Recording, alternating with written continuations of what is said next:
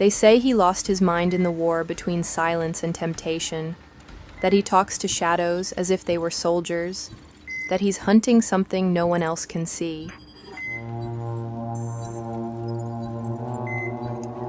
He's not mad. He's awake. The rest of us made peace with the devil in small doses. He refused the treaty. I saw it once in his eyes, a calm so violent it scared the dark itself. They say he swore an oath that the next time he meets Satan, he'll kill him. I remember the night I declared war. No drums, no witnesses, no fire in the sky. Just me, my breath, and the truth that I had been played, that for years I had bowed, not to God, but to distraction, lust, comfort, and the invisible poison dripping through every glowing screen and polite smile. I had mistaken weakness for peace. I had called surrender self-care, and Satan smiled. He didn't need to appear with horns and flames. He appeared as ease, as indulgence, as a scroll that never ends. That night I saw him, not with my eyes, but in the architecture of my habits. He was everywhere. In my procrastination, in my doubt, in my craving to be liked more than to be right. He had built a nest inside my impulses. I swore I'd burn it down. Next time I see Satan, I will kill him. Not with bullets, not with blades, but with obedience. Every time I bow to God, I put a hole through his chest. Every prayer is a strike. Every rep in the gym. Every hour spent building instead of scrolling. Every breath I use to forgive when revenge would taste sweeter. It's a shot through his black lungs. He feeds on our waste. I starve him by producing. He feasts on our doubt. I choke him with faith. He dances in distraction. I trip him with focus. This is war, and I am done pretending it isn't. He hunts souls through boredom. He wins by default when men forget their mission.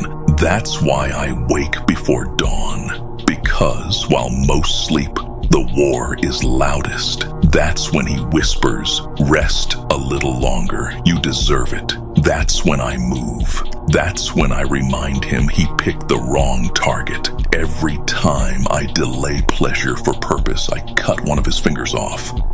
Every time I help another man rise instead of envying him, I take one of his eyes. Every time I protect my energy, my family, my integrity, I grind his teeth into dust. He is my open enemy, and I have marked him. Not as a metaphor, but as a fact. He walks this world in data centers, in advertising campaigns, in false prophets selling dopamine. He thrives in the passive, in men who confuse rebellion with addiction and strength with noise. He wants you broke, horny, obedient, scrolling, sterile, apologetic. He wants your bloodline extinct, not through bullets, but through distraction. Every time I lead, build, teach, and raise sons who bow to God and stand like mountains, I extend my bloodline and I stab him in the heart again.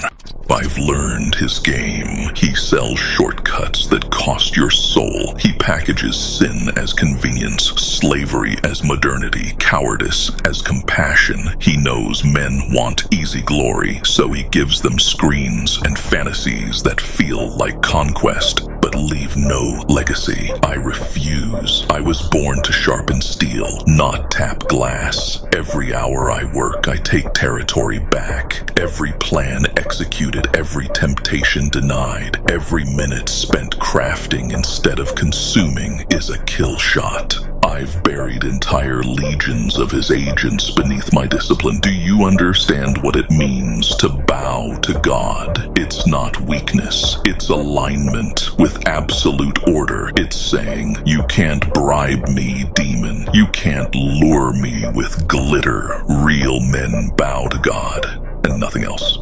The rest of the world kneels to trend and trembles at opinion.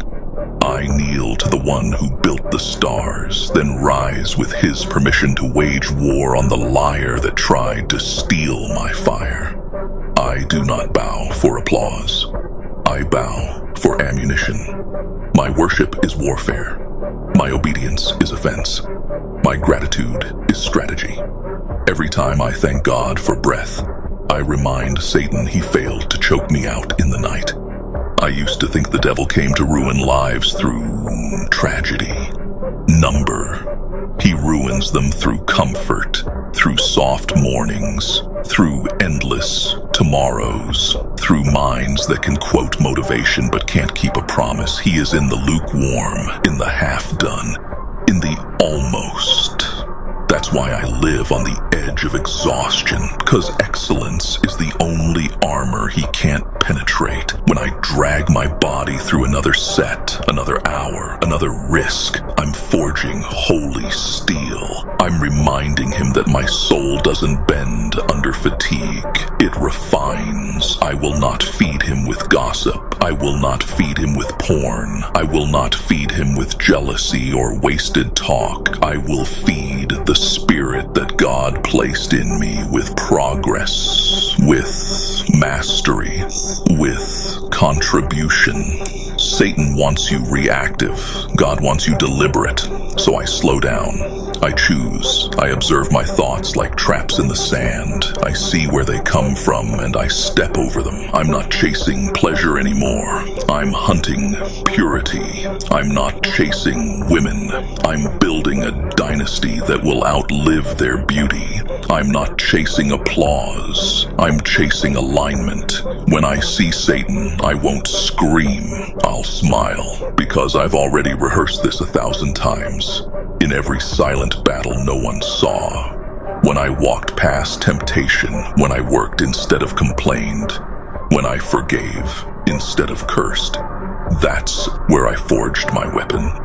That's why I'm calm. He bleeds slowly every day under the grind of my discipline. I don't need fireworks. I need consistency. I will outwork his lies until the truth becomes loud enough to silence him.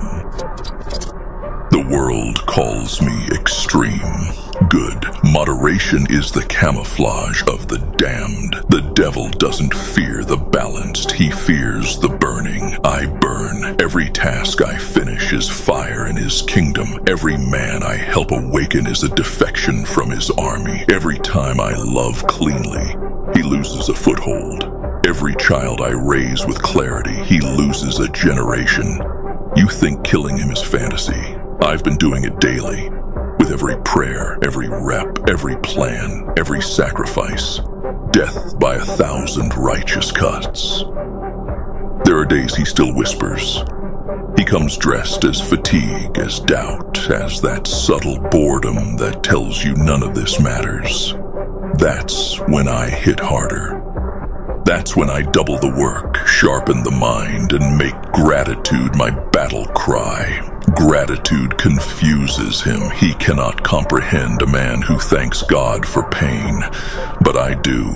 Pain is proof I'm still in the arena. Pain is currency. Pain is the tax of mastery. Satan sells anesthesia. God trains endurance. I will pay the price gladly. I used to think discipline was about denial. Now I know it's about dominance. Every habit conquered. Every urge mastered. Every promise kept is a victory banner over hell. You think the devil fears preachers? Number. He fears builders. He fears fathers who protect, entrepreneurs who produce, men who lead their homes with wisdom instead of weakness. He fears consistency because it creates kingdoms. Next time I see Satan, I will kill him with every good deed I've done when no one was watching. With every night I stayed up learning instead of escaping. With every morning I gave my energy to creation, not consumption. With every every word of truth spoken when silence would have been safer. He wanted me bitter, I became better. He wanted me lustful, I became loyal. He wanted me hopeless, I became holy. He wanted me silent, I became a signal. I can already feel his rage when I pray.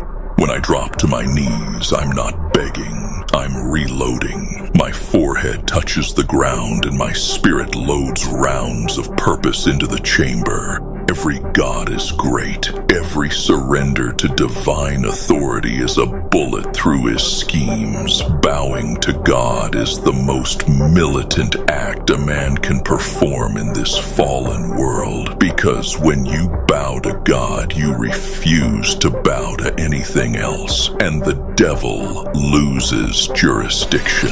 He will come again.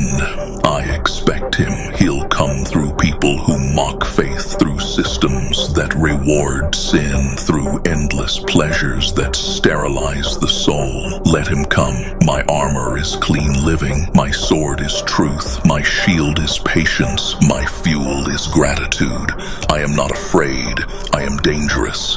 Because my energy is directed, my morality anchored, my ambition baptized. Every day I wake up, I'm hunting distractions, hunting apathy, hunting the parts of me that still negotiate with evil. And I will not stop until I am all light and purpose. Real men bow to God. Weak men bow to their appetites. Real men pray before battle and rise ready to bleed for righteousness. Real men defend the sacred with their schedule, their sweat, their seed. I will raise sons who carry steel in their faith and mercy in their hands. I will build homes so strong that demons break their teeth trying to enter. I will run businesses that feed families, not vices. I will make my name a warning label in hell's database. Don't touch this one. He belongs to God. He thought he'd win through culture, through confusion, through the feminization of men and the corruption of women.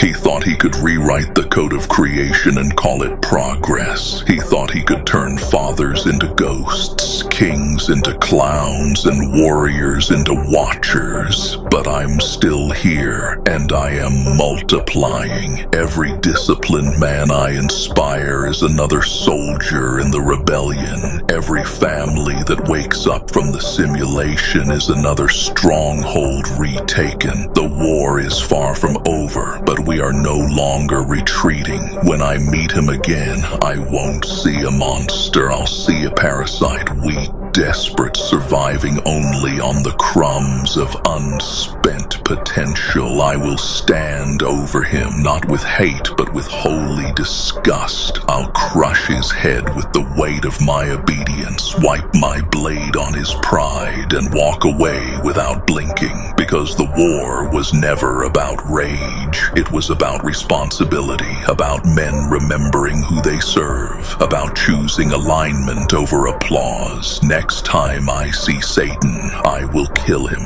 and then I'll keep walking. I'll kiss my wife. I'll teach my sons. I'll build my work. I'll pray my prayers. I'll sleep in peace, because victory isn't in the noise. It's in the quiet life of a man who fears God and nothing else. And when I die, the devil will breathe easier knowing I'm gone. But by then, my sons will be sharpening their steel. The war will continue, and our bloodline will still be bowing, still building, still blessing. That is how you end evil. Not by screaming at it, by outliving it, by outworking it, by outloving it, by being so relentlessly righteous that hell runs out of strategy. So next time I see Satan, I will not tremble. I will not argue. I will not even shout. I'll simply say, "You had your chance." Then I'll raise my eyes to heaven, bow once more, and let God finish what I started.